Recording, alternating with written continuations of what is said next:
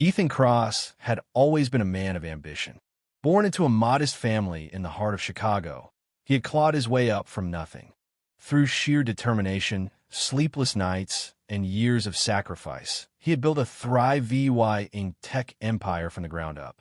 Now, at 42, he had everything he had ever dreamed of: a sprawling penthouse in downtown Chicago, financial freedom, and a garage full of high-end supercars.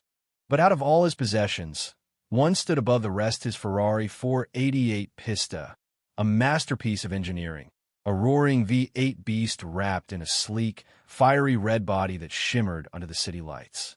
To Ethan, it was more than just a car. It was a trophy, a reminder of every hour he had put into his work, every sleepless night, every risk he had taken. It was a symbol of how far he had come. But to the Homeowners Association, HOA, of the exclusive Lakeside Estates, it was an abomination. The first signs of trouble came in the form of a letter. It was polite, almost too polite, requesting that Ethan reconsider the color of his vehicle. "Your Ferrari's excessive brightness disrupts the visual harmony of the community," the letter read. "Neutral tones are preferred to maintain the refined atmosphere of our neighborhood." Ethan had laughed the first time he read it. "Are these people serious?" he muttered to himself.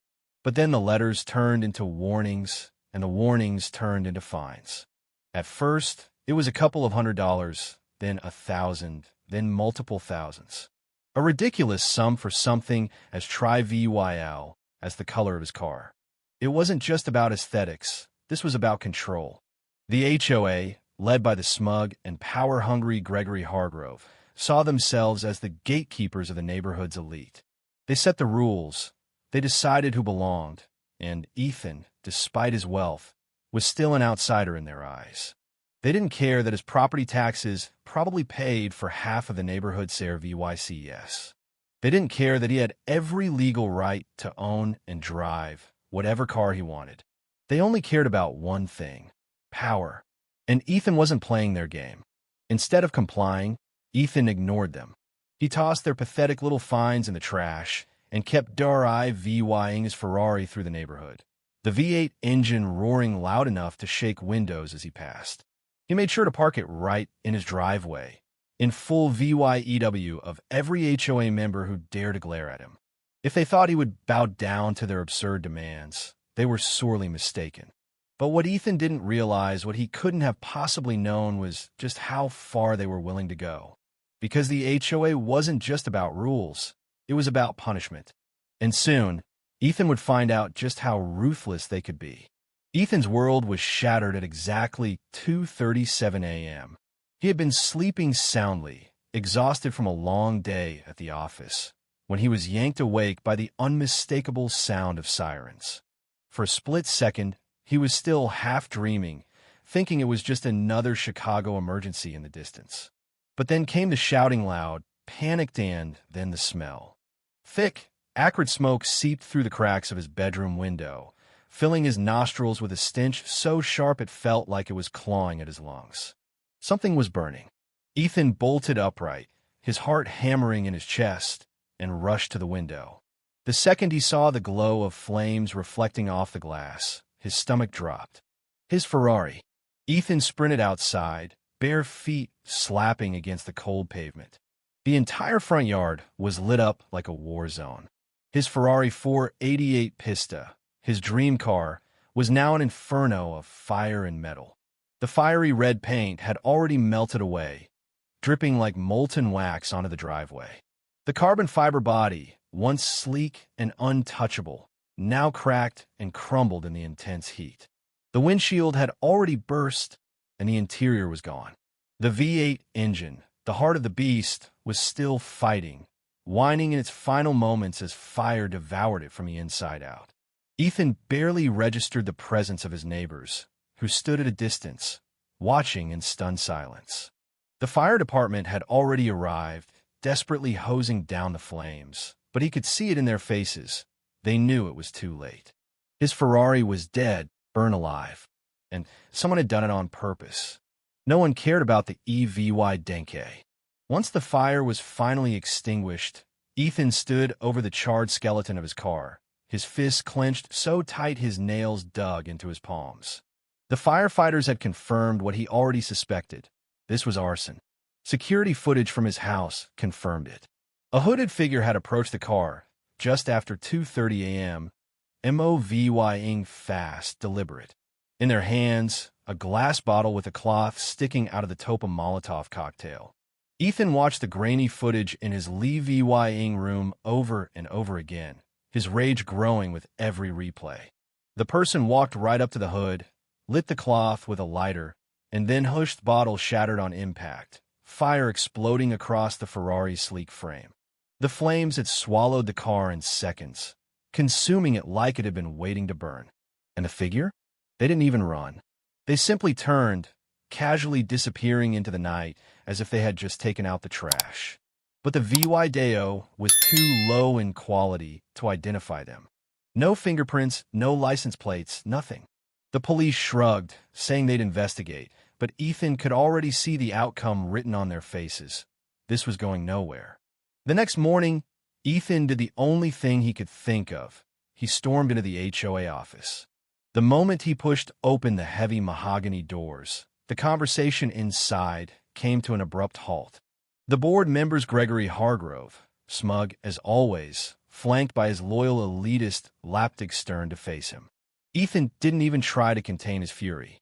"You did this." His voice was low, dangerous. Hargrove raised an eyebrow, his lips twitching into the faintest smirk. "Excuse me." Ethan slammed his fist on the desk. "My car.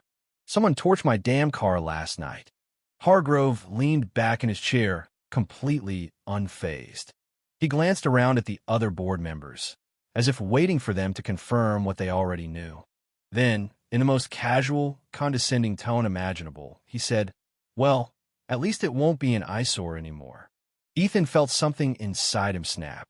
The room fell away, the world blurred, and for a brief, terrifying moment, he saw himself lunging across the desk and DRAVYing his fist in a Hargrove's smug face. But he didn't. Instead, he turned on his heel and walked out. Because now he knew the truth. This wasn't just an accident. This wasn't random vandalism. This was a message. And if the HOA thought they could burn away his defiance, they had no idea what was coming next. The morning after the fire, Ethan walked into the Chicago PD with his EVY Denke in hand. Security footage, fire reports, everything. He expected urgency. Instead, he got shrugs. "No clear suspect," the detective said, already checked out of the conversation.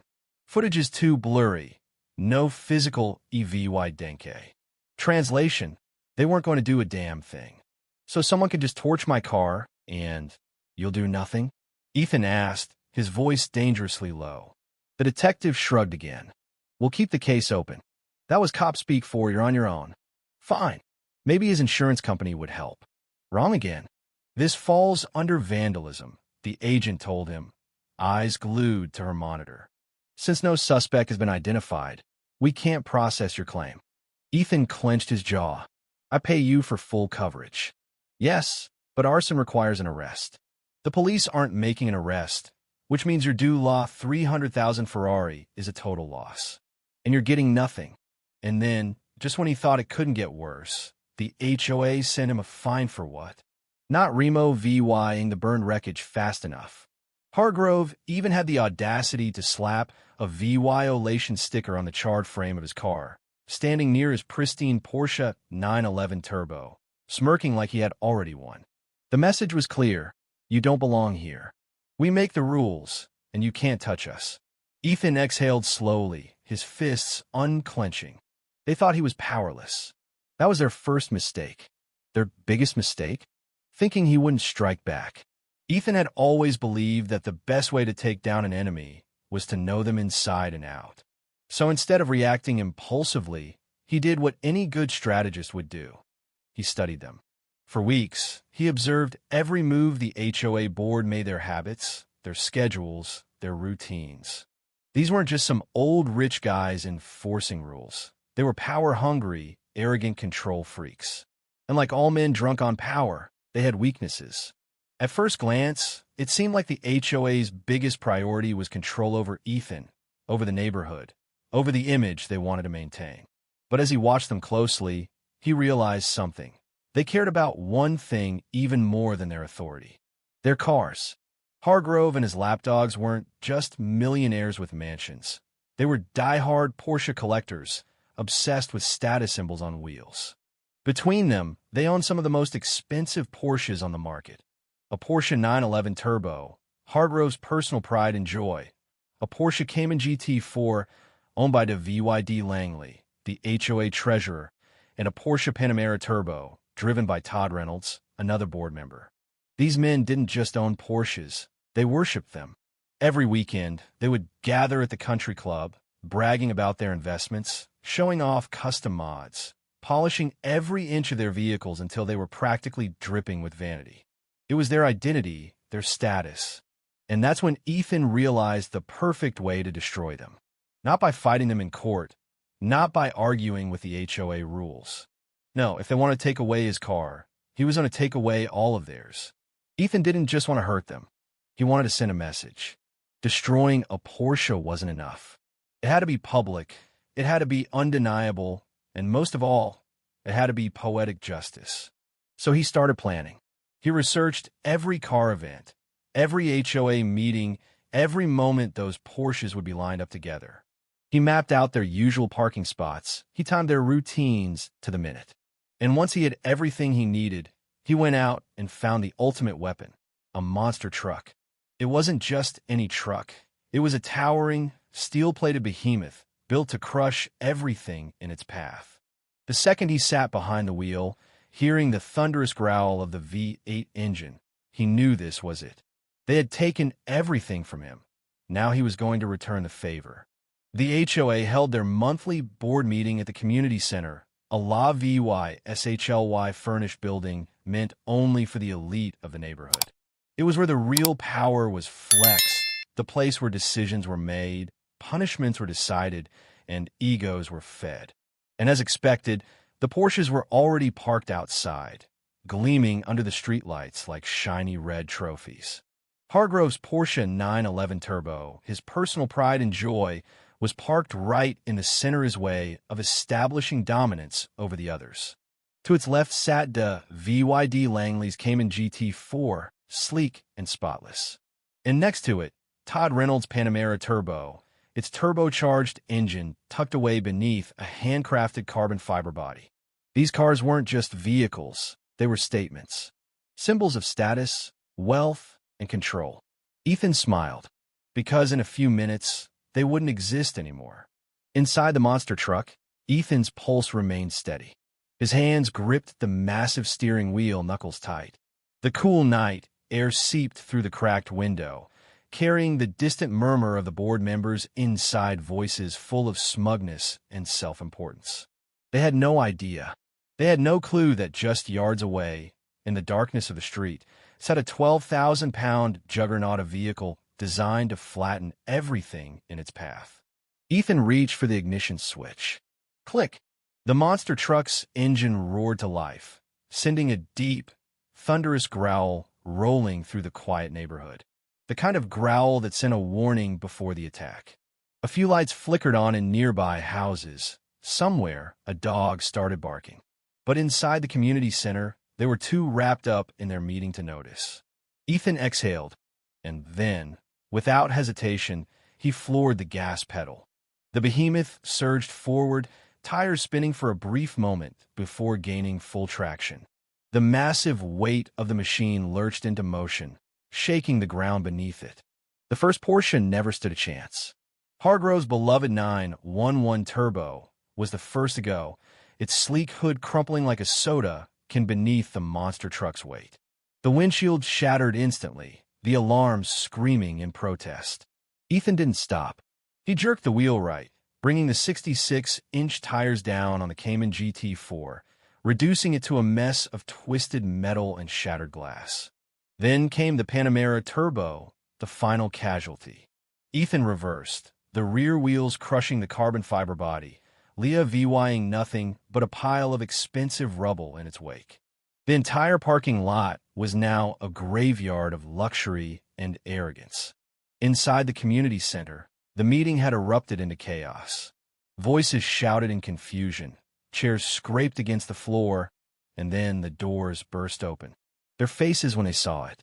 Ethan let the monster truck idle, towering over the wreckage like a king surveying his conquered land. Then out they came Gregory Hargrove, the smug HOA president, leading the charge. His face twisted in horror as he saw the flattened corpse of his Porsche. Langley and Reynolds stumbled after him, mouths agape, eyes darting between the ruins of their prized possessions and the unstoppable force sitting behind the wheel. Ethan met Hargrove's furious gaze through the windshield.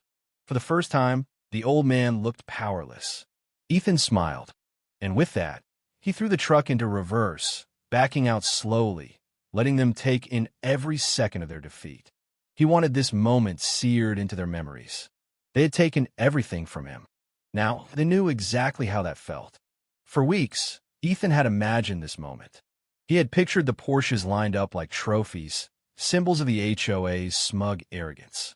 He had visualized their sleek curves, their polished exteriors, their handcrafted perfection all crumbling beneath his wheels. But imagining it was nothing compared to feeling it happen. Steel meets carbon fiber. The first Porsche, the 911 Turbo, never stood a chance. The instant the monster truck's 66-inch tires made contact, the front hood caved in, metal shrieking under the pressure. The windshield exploded outward, shards of glass catching the moonlight as they scattered across the pavement. Hargrove's prized possession, the symbol of his power, was reduced to a mangled heap of steel and crushed carbon fiber in seconds. Ethan barely felt the impact. The monster truck didn't slow down. It devoured the car like it was nothing more than a discarded soda can. He kept moving. The second Porsche, the Cayman GT4, had been parked just a few feet away. The force of the first impact had already rocked it violently, triggering its alarm, which blared in the night like a desperate, useless warning. Ethan turned the wheel slightly and felt the satisfying lurch as the truck's front left tire slammed into its side panel. The Porsche tipped, wobbled, tilting under the sheer weight of the impact, and then with one final crunch it flipped onto its side, metal screeching as it skidded across the pavement, leaving deep scars in the asphalt. The alarm kept screaming, but the car wasn't going anywhere. 2 down. 1 to go. The third Porsche, the Panamera Turbo, was Todd Reynolds' pride and joy, a turbocharged hypercar worth overdue $150,000, an engineering marvel that had never even seen a speck of dust until now. Ethan threw the truck into reverse. The massive rear tires rolled over the Porsche's roof, flattening it completely, collapsing the frame like a failed origami experiment. The vehicle let out one final mechanical groan before giving in, its glossy red paint now nothing more than a smear of color against the pavement. And just like that, it was done. 3 Porsches, worth over $500,000 combined, reduced to nothing more than a pile of expensive wreckage. For a few seconds, there was nothing but silence. Then, one by one, the lights flickered on inside the community center. Ethan could already hear the shouts of confusion, the scraping of chairs as the HOA board members rushed to the door. The door slammed open, and Hargrove was the first to step outside. His smug, self-satisfied expression vanished instantly. His mouth fell open, eyes darting from one destroyed Porsche to the next, as if his brain refused to process what he was seeing. Langley and Reynolds weren't far behind, their faces frozen in shock. Their perfect, polished luxury cars were now nothing but wreckage. People started screaming. Some neighbors ran outside, their phones already up, recording the destruction in awe and terror. Others stood in stunned silence, watching the scene unfold like a nightmare they couldn't wake up from. The monster truck loomed over the wreckage, its engine still growling a mechanical beast that had just torn through their kingdom. And Ethan? He just sat there for a moment, watching them, letting them take it all in. He could have floored it, could have peeled out, vanishing into the night like a ghost of vengeance. But he didn't. Instead, he slowly rolled the truck backward, taking his time, letting them see him, letting them remember this moment forever. He wanted them to know exactly who had done this. No need to rush. This was his masterpiece. The police came for Ethan within hours. By the time the flashing lights appeared in his driveway, he was already waiting no resistance, no struggle, just cold silence as the cuffs snapped around his wrists. Ethan Cross, you're under arrest for destruction of property and reckless endangerment. From the crowd of onlookers, Gregory Hargrove watched smugly, arms crossed, VY Tory painted across his face. The HOA had won, or so they thought. After 2 days in lockup, Ethan sat in court, staring down the HOA board. Hargrove had come prepared lawyers, statements, everything needed to bury Ethan for good. But he wasn't the only one with EVY Denke. Your Honor, Ethan's lawyer, Mason Grant, said, plugging in a flash drive, we have new EVY Denke to present. The screen flickered on. The courtroom fell dead silent. The video that changed everything. Security footage. Hargrove and Langley, standing outside Ethan's house. Their words caught just well enough. Hargrove, he needs to be humbled. He needs to lose something important. Langley, you think we just get rid of his car? Hargrove, I know a guy. And then the final blow. You think a little firebomb will be hard to arrange? Gasps filled the room. The judge turned to Hargrove, his face unreadable. Mr. Hargrove, care to explain this? Hargrove froze, his mouth opening, but nothing came out. Moments later, officers stepped forward. A second pair of handcuffs clicked. Justice served. Hargrove and his accomplices were charged with arson and conspiracy. The HOA dissolved within weeks, lawsuits piling up like debris from their Porsches. And Ethan? He walked out a free man, pausing just long enough to watch Hargrove get shoved into the back of a squad car. This time, it was Ethan who was smiling. 6 months had passed. 6 months since the night Ethan had flipped the script on the HOA. 6 months since Hargrove and his cronies had been let out in handcuffs. Their kingdom crumbled into dust. And now Ethan was back. The low growl of a V8 engine purred through the streets as Ethan cruised into his old neighborhood. The houses stood just as polished, just as pristine, but something was different.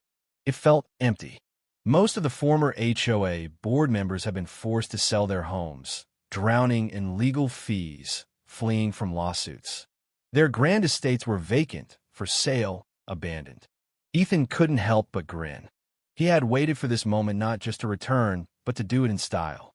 His brand-new Ferrari F8 Tributo gleamed under the Chicago sun, its fiery red paint almost blinding in the light. A hybrid hypercar, faster and more powerful than the 488 Pista that had been stolen from him. A statement, a middle finger in motion. The engine's deep, throaty purr echoed through the empty streets as he took his time, letting the neighborhood drink in the sight. Fiery red, just like before. But this time, there was no HOA to stop him. As he passed Hargrove's former mansion, now sitting cold and lifeless, Ethan felt something he hadn't in a long time. Satisfaction. Not just because he had won, not just because he was back on top, but because justice had been served. And he had delivered it monster truck style. If you were the one in this story, how would you react? Would you stand up and fight back, or accept the unreasonable pressure and control from the HOA? Share your thoughts in the comments below. And don't forget to subscribe, like, and share this video with more people. Your small action gives us the motivation to keep bringing you more intense and engaging stories. Thanks for watching, and we'll see you in the next video.